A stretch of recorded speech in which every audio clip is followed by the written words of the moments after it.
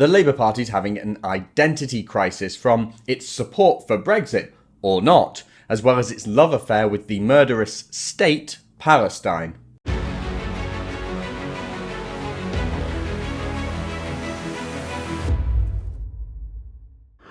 Unfortunately, the Labour conference is now over. Damn.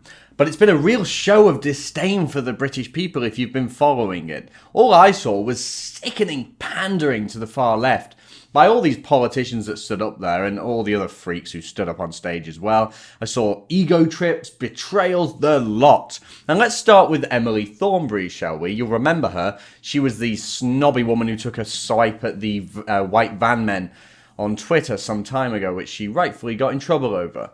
And she got up on stage and she tried to take this big grandstand against anti-Semitism in the party. So she got up on stage and she waved her arms around and she made a speech and sounded authoritative, but it just didn't work because she looked a bit ridiculous, if I'm honest, and the applause she got from the audience in her grandstanding against anti-Semitism doesn't prove that the party isn't anti-Semitic. It just proves that they've got no idea how hateful their party's actually become. The whole thing's a joke. The hatred towards the Jewish people you see in the Labour Party at these pro-Palestine events.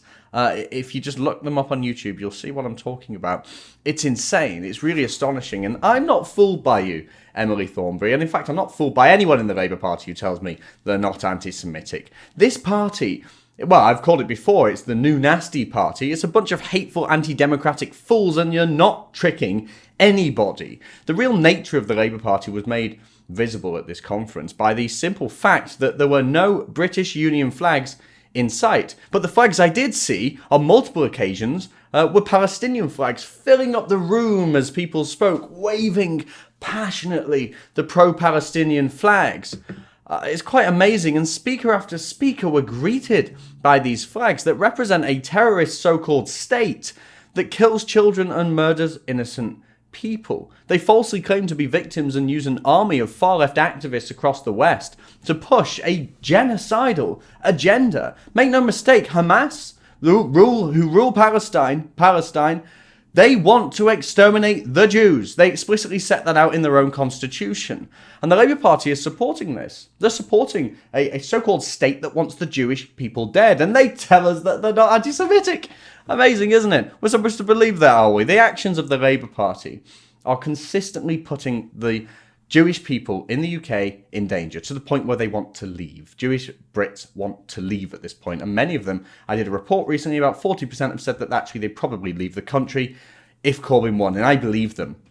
That sea of flags, the sea of Palestinian flags, should tell you everything you need to know about the modern Labour Party and Jeremy Corbyn, compounded by the lack of British flags and Labour's impending commitment to a Remain Brexit policy, because that's coming. Keir Starmer basically confirmed that at the conference.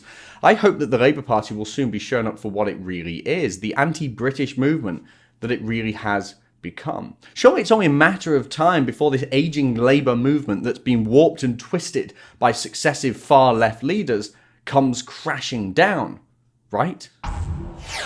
If you want to see more from me and the rest of the Rebel team, remember to like and subscribe.